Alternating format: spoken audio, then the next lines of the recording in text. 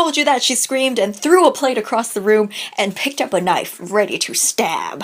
Hi everybody, welcome back to my channel. My name's Leanna if you're new, and welcome to episode 29 of Makeup and Mythology, a series on my channel where I do my makeup and also tell you an ancient myth. Except more recently I've been doing more folk tales, but it's still Makeup and Mythology because Makeup and Folk Tales just doesn't have the same ring to it. Face, art, and folk tales.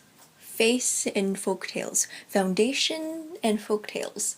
No, it just doesn't work. It doesn't work. So last time we covered the Indonesian folktale of Timun Mas, aka the Golden Cucumber, and how a girl named Timun Mas escaped and defeated a great big green giant that wanted to eat her. For this episode, we are covering the story of Vasilisa and Baba Yaga from Slavic folklore, which we haven't done before. This story was collected as a Russian fairy tale called Vasilisa the Beautiful by Alexander Afanaseyev in the mid-1800s. So before we get started with the actual story, just a little bit of background on the character of Baba Yaga.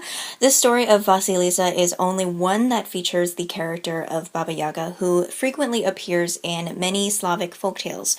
In Slavic folklore, Baba Yaga is a supernatural being or witch, or in some stories, a trio of sisters with the same name. She is said to live in a hut in the woods with chicken legs. She doesn't have chicken legs, the hut does. The hut stands on a pair of chicken legs, so that it can run through the forest to avoid anyone looking for the witch. Although I'm not sure why someone would want to go look for her, because she is not one to be trifled with. A house that automatically runs away from social interaction. An introvert's dream. Also a little tangent, I got a swivel chair, so now all I'm doing is this. I'm significantly more comfortable now. I can't believe I used to sit on that metal folding chair. That was so hard. It was a very hard time in my life. Now, the meaning of the name Baba Yaga is found in the languages of the Eastern Slavic peoples. In Old Russian, Baba may mean midwife, sorceress, fortune teller, and in modern Russian, the word babushka, meaning grandmother, derives from it. As for the word Yaga, in Old Czech it means witch or legendary evil female being. In modern Czech, wicked wood nymph, dryad. And in Polish, witch, evil woman, and fury. So that kind of gives you an idea of what the words mean. The depictions of Baba Yaga vary greatly. Sometimes she's good, sometimes she's bad. I guess it just depends on what kind of mood she's in. Sometimes in some stories, she takes on a maternal role and helps the protagonist, while in some other stories, she eats children, like the witch in Hansel and Gretel. I believe that in the story we are covering today, she takes on more of an antagonist role, which is great fun, in my opinion. So let's get started. Once upon a time, a merchant and a wife had a daughter, and her name was Vasilisa. When the girl was but a child, her mother died, and on her deathbed, she told Vasilisa to always be gentle and kind. Oh, wait, that's Cinderella. Wrong story. Instead of some sage life advice, Vasilisa's mother, on her deathbed, gave her a tiny wooden doll and was like, feed this doll a little bit to eat and drink each and every night, and one day it will help you. Okay, so I don't know about you, but I'm pretty scared of dolls, so I would have been like, what the fuck, mother, no. I know it's your dying wish and all, but I just can't. I just can't. Vasilisa, thankfully, was a more obedient child than I, and also not afraid of dolls, and as soon as her mother died, she gave the doll a little bit to eat and drink every night from that day forward. And creepily enough, the little doll sat up and drank and ate every single night and smiled at Vasilisa before going back to sleep. That is creepy as hell. I blame horror movies. After some time, Vasilisa's father remarried, and Vasilisa had not only a new stepmother, but two new stepsisters.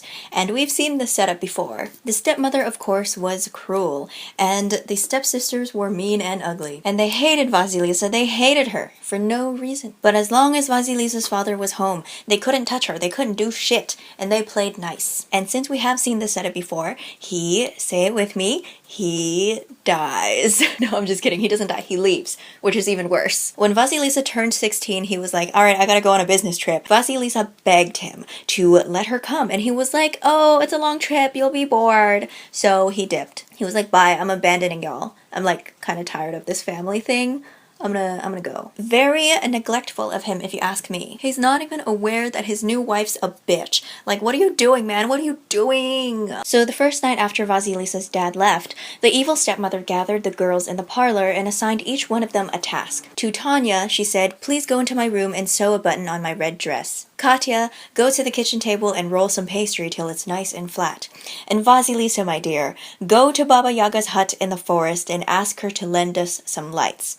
Go on now. So she very obviously wants Vasilisa to die, and she literally wasn't even subtle about it. So she shooed Vasilisa out of the house. Extremely sorrowful and hopeless, Vasilisa walked to the corner of the street and pulled her doll out of her pocket. "Oh, little doll, I've taken care of you all these years. Now it's your turn to help me. My stepmother wants me to go to Baba Yaga's house, but I'm scared because everyone knows she's a wicked witch. What do I do?" In response, the little doll looked up at Vasilisa and said, "Be as brave as you are beautiful. Go to the witch's hut. You will be fine." So Vasilisa listened to a doll and mustered up all her courage and went on the path that led through the woods to Baba Yaga's hut. After a while of walking, Vasilisa heard the sound of galloping hooves coming behind her, and she stepped to the side of the road to let the rider by. The rider sped past her, and she noticed that he was wearing a blazing red cloak. "I wonder who that was," she thought. "Oh well, doesn't matter," and she continued on her journey. A little while later, she once again heard the sound of galloping hooves, and this time a rider in all white sped past her down the road that led to Baba Yaga's hut. And a little while after that, a third rider in a black cloak sped past her. Very curious. I wonder if there's any significance to the story at all. About an hour later, she finally reached the witch's hut, and although it was already nighttime, Vasilisa had no trouble seeing it, because there were a bunch of skulls with blazing eyes surrounding it. Yard decor. So now I'm wondering if every time the hut got up on its little chicken legs to move to a different part of the forest, it would also have to take all the skulls with it. Like, oh, gotta take my yard decor, I can't carry all of these because I don't have any arms, ah. Or like maybe the skulls were attached to the house? I'm not sure. I'm having trouble visualizing. Well, anyway, the hut turned toward Vasilisa as if it were looking at her, and it lowered itself down to the ground, instead of running away. The front door creaked open, and a long, bony nose came out, followed by a tall, skinny old woman with a broom. Wow. Way to shake stereotypes, Baba Yaga. Vasilisa wanted to run, but she couldn't. She wanted to speak, but she couldn't. The old lady was floating a few inches above the ground and moved toward her. "Well, child," she said, "cat got your tongue? Or do you just not have any manners? Who are you and what do you want? Chop chop, I don't have all day." Trying her best to place the trust in the doll that her mother had given her, and trying to believe that she would be okay, Vasilisa mustered up all her courage and managed to explain that her name was Vasilisa, and her stepmother had sent her into the forest to borrow a light from Baba Yaga. The old woman said, "I am Baba Yaga, but you may call me Babushka. Now come with me into my hut, and I'll give you a couple simple tasks to do. If you work hard and aren't lazy, then I'll give you the light and let you go free. But if you don't, I'll cook you in my oven and eat you for dinner. Does that sound good to you?" It did not sound good, but Vasilisa had faith in herself and in the little doll, so she said, "That sounds good, Babushka," and she followed Baba Yaga into her hut. So she went inside, and inside she found a very large oven was taking up most of the room. The oven with which she uses to cook children. In this instant, the hut got up on its chicken legs and started to walk around, and Vasilisa realized there would be no escape unless Baba Yaga let her go. The witch told her that the next morning she would be out running errands, and when she wasn't home, Vasilisa was to tidy the yard, clean the hut, and cook pumpkin soup for dinner. After that, she had to sort out all the kitchen pots and pans, and also sort a shitload of peas, or in some versions of this story, corn. That night, Vasilisa still remembered to feed her doll, and the doll told her to have courage, because Baba Yaga was unable to lie and she was bound to her promises. You know what I'm interested in? I want to see what happens if she doesn't feed the doll. Like, what if she just forgets one night? Like, what is the doll gonna do? Is the doll going to, like, attack her? Is the doll going to, like, become inanimate? The next morning, Baba Yaga left, just like she said she would, and Vasilisa got to work. She managed to do everything well, but when she got to sorting the peas, there were millions of them. There was no way that she was going to finish sorting by the time Baba Yaga came home. Suddenly, she heard a noise outside of the hut, and she thought it was Baba Yaga who had come home early. Fuck, I'm screwed, she thought. But when she looked out the window, she saw the first horseman.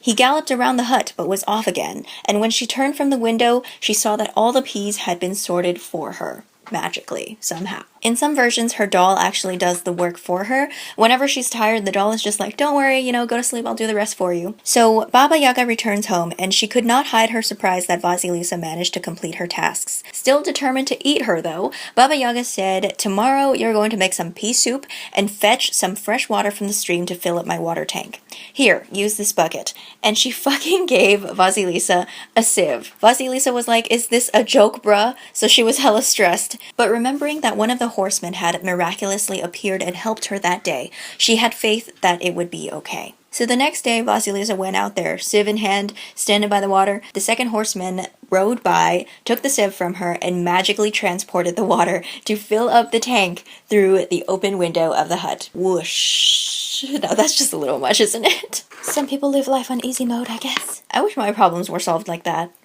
Later that day, Baba Yaga comes home. She sticks a finger in the water tank, tastes it.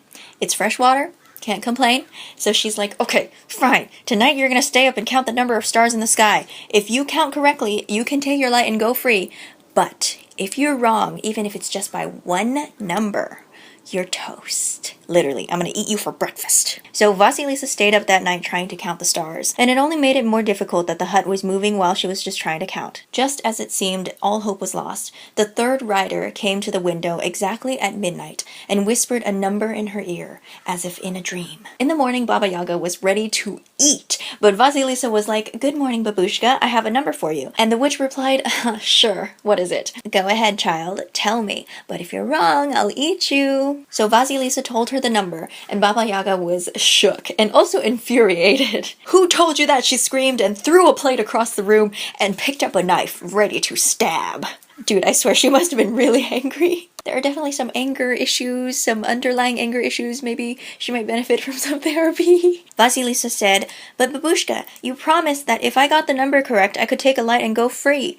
And in that instant, Baba Yaga froze and appeared to calm down. "Oh, yeah, I guess I did.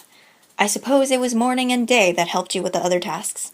And in this moment, Vasilisa understood that the three horsemen were morning, day, and night. "Then you must be a good girl," Baba Yaga said, "because if morning, day, and night helped you, then that means your spirit is in harmony with the universe." Or something. I really like the personification. I think it's rather interesting. And it makes for a rather scintillating plot twist. Or grand reveal. I don't know if you can call it a plot twist. So Baba Yaga, just like she had promised, let Vasilisa go, and gave her one of the skulls with blazing eyes. She was like, here's your light. It'll light up your stepmother and stepsisters very well. Okay, bye, get out of here. Because Baba Yaga had kept her in the hut for a couple days, Vasilisa expected that her stepmother and stepsisters would have found a light by now. But the house was not lit. They were just hanging out in the dark. So when Vasilisa walked through the front door, the skull lit up the inside as bright as day. "I'm home," she said, but there was no reply, because as soon as the light fell on her stepfamily, they all turned into dust. And then her dad came back and they lived happily ever after. Some versions cite that she buried the skull after using it on her stepfamily so that nobody would ever be harmed by it ever again. Later in her life, she became a cloth maker in Russia,